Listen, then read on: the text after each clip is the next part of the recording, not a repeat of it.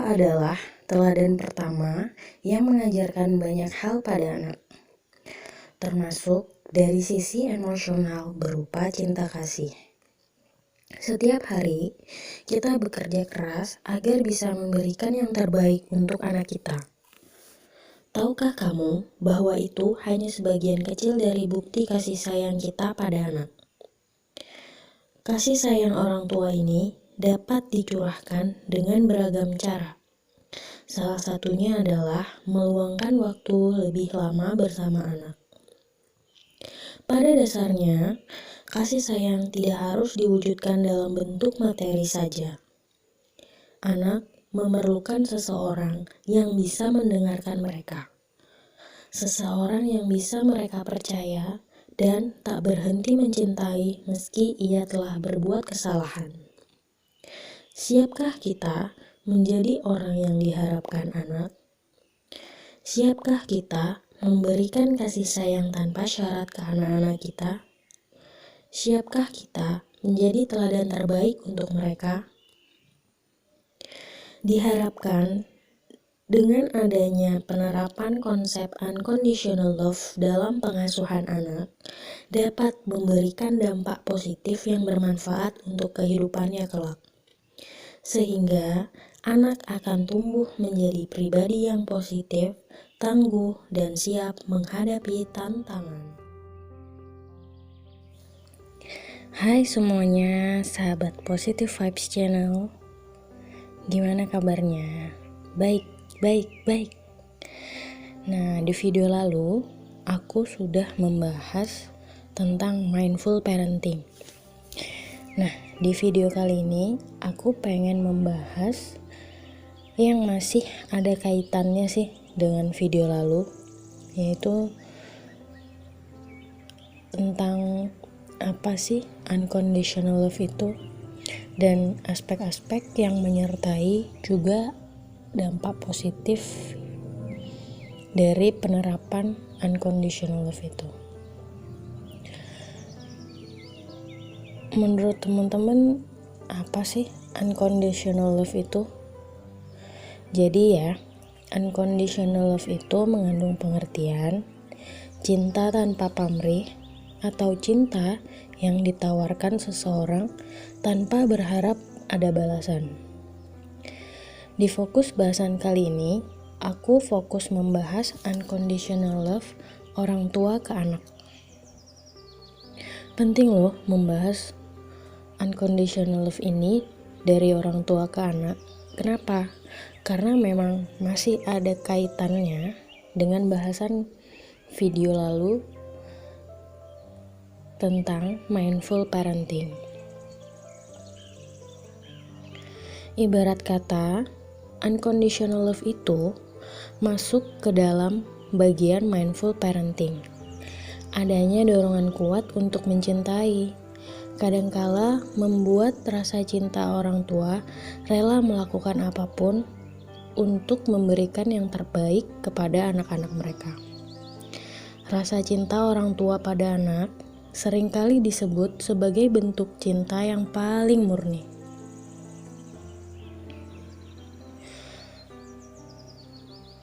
Sejak anak kita lahir, siapa yang pertama kali merawat? Orang tua. Sampai kita dewasa pun, sepanjang hidupnya, orang tua akan menyayangi anak-anaknya dengan tulus tanpa pamrih. Aku kasih contoh ya, tentang bentuk kasih sayangnya orang tua.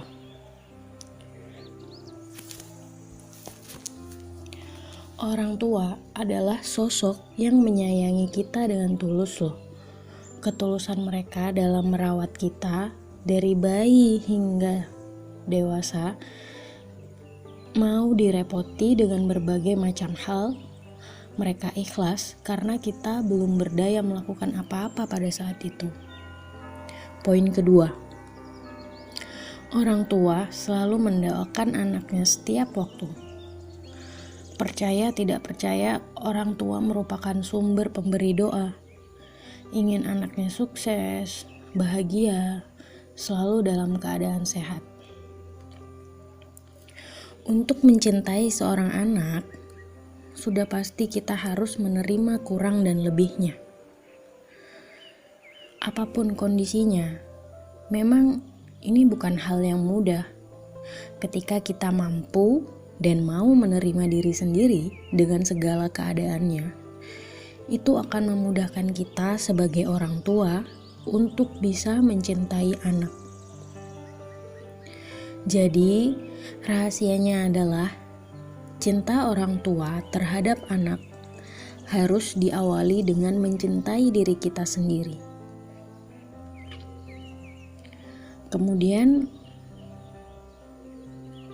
elemen-elemen apa aja sih atau aspek-aspek apa aja sih yang menyertai bahasan unconditional love? Yang poin pertama, orang tua mencintai anak tidak dipengaruhi mood. Itu gimana maksudnya? Jadi ya kita berempatilah kepada anak. Akui perasaannya tanpa terganggu dengan mood kita pada saat itu. Mau mood kita bagus atau jelek, sikap kita ke anak harusnya tetap netral. Kondisi idealnya sih seperti itu. Misalnya nih, kita kan lagi kesel sama suami gara-gara dia gak bantuin pekerjaan rumah. Ya jangan marah kita lampiaskan ke anak. Kan kasihan anak. Kondisi idealnya adalah kita tenangkan dulu emosi agar rileks, baru handle anak agar mereka gak kena imbasnya. Poin kedua, mengapresiasi pencapaian anak. Penting loh sebagai orang tua kita memberi pujian ke anak agar anak merasa dihargai. Dengan demikian mereka akan lebih percaya diri ketika keberhasilannya diapresiasi. Misal, anak kita mau menyapu lantai teras tanpa kita suruh loh. Kita sebagai orang tua bisa memuji apa yang sudah dia lakukan. Wah, anak mami hebat, mau membantu orang tua tanpa disuruh. Terima kasih sayang, sekarang teras rumah sudah bersih. Dalam hatinya pasti bahagia. Kenapa?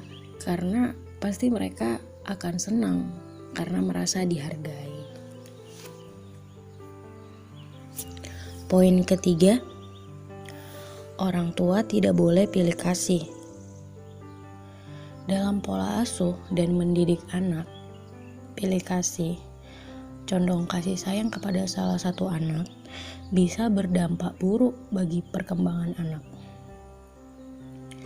Dalam sebuah studi yang dipublikasikan, The Role of Perceived Maternal Favoritism in Sibling Relation in Midlife, tahun 2009, para peneliti bertanya kepada orang dewasa, apakah ibunya punya anak yang lebih disayang ketika masih kecil? Hampir 85% responden menjawab iya. Padahal dengan adanya pilih kasih bisa mengurangi tingkat kepercayaan diri si anak. Hubungan antar saudara kandung pun bisa memburuk, menyimpan dendam, bahkan persaingan saudara. Ngeri gak sih? Nah, maka dari itu, untuk orang tua yang tidak mau anak-anaknya nanti tumbuh dewasa dan menjadi jauh antara satu sama lain, harus mulai saat ini menghapus persepsi anak favorit atau anak emas dari sekarang ya. Terus poin keempat, mendidik anak dengan teladan. Dalam mendidik, teladan bagi anak adalah unsur yang penting. Karena pembentukan karakternya kelak tergantung dari teladan orang-orang terdekatnya. Sebagai orang tua, kita adalah figur paling dekat dengan anak. apapun yang kita lakukan akan menjadi model pendidikan anak kita. Segala yang kita lakukan akan diserap dan ditiru dengan sempurna. Maka dari itu, jadilah teladan yang baik untuk anak kita. 4 hal di atas yang sudah aku jelaskan tadi adalah aspek-aspek yang mendukung terwujudnya unconditional love atau cinta tanpa syarat. Pertama, orang tua mencintai anak tidak dipengaruhi mood. Yang kedua, apresiasi pencapaian anak. Yang ketiga, orang tua tidak boleh pilih kasih. Dan yang keempat, mendidik anak dengan keteladanan. Diharapkan dengan terpenuhnya 4 aspek tersebut dan juga pemberian kasih sayang yang cukup dapat memberikan dampak positif bagi kehidupan anak. Apa aja dampaknya? Poin pertama, membangun kemandirian si anak. Lah, kok bisa? Iya, jadi kita sebagai orang tua ketika mengekspresikan kasih sayang, perhatian, bukan berarti sepenuhnya memanjakan loh. Justru, anak bisa dilatih mandiri dari hal sederhana. Misal, makan sendiri, pakai baju sendiri, pakai sepatu sendiri. Sehingga anak itu mulai terbiasa dari hal-hal yang sederhana yang bisa dilakukan, dan dari situ PD-nya mulai tumbuh, kemandiriannya juga mulai tumbuh. Poin kedua, anak merasa nyaman dan bahagia. Alasannya kenapa? Karena kehadiran si anak merasa dicintai oleh ayah ibunya, sehingga tidak mudah menunjukkan respon emosi yang negatif. Justru sebaliknya, dia gemar melakukan kebaikan. Bahkan saat dewasa pun, dia juga akan menjadi anak yang berbakti sama orang tuanya tanpa disuruh. Jadi, akan memunculkan inisiatif dalam diri anak tersebut. Poin ketiga, menurunkan resiko anak mengalami stres. Ini jelas ya, karena saat anak merasa bahagia, maka risiko ia mengalami stres pun lebih kecil. Kenapa?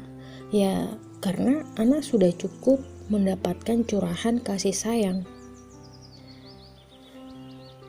Dan memang hal tersebut kan merupakan sumber energi positif ya untuk anak. Sehingga dia pun akan tumbuh dan berkembang menjadi pribadi yang positif. Kedepannya, saat menghadapi tantangan hidup pun pasti dia akan melewati dengan baik dan memiliki mental yang jauh lebih siap. Poin keempat, yaitu menumbuhkan rasa sayang, peduli dalam diri anak. Orang tua yang memberikan rasa sayang, peduli kepada anak akan dicontoh oleh anak, karena orang tualah yang menjadi teladan terbaik mereka dalam berperilaku. Dengan demikian, anak pun akan melakukan hal yang sama, yang baik saat bersikap ke orang lain. Sehingga anak itu akan bisa terhindar dari pribadi egois. Pribadinya sehingga mampu memahami orang lain dan terbebas dari generasi toksik yang sangat menyebalkan. Aku harap kita semua bisa menjadi teladan terbaik untuk anak kita, sehingga mereka bisa menjadi generasi berkualitas, bukan mental pecundang. Oke, sekian dulu video kali ini. Semoga bermanfaat untuk kita semua. Jangan lupa komen, like, subscribe, biar aku lebih semangat lagi bikin videonya. Bye.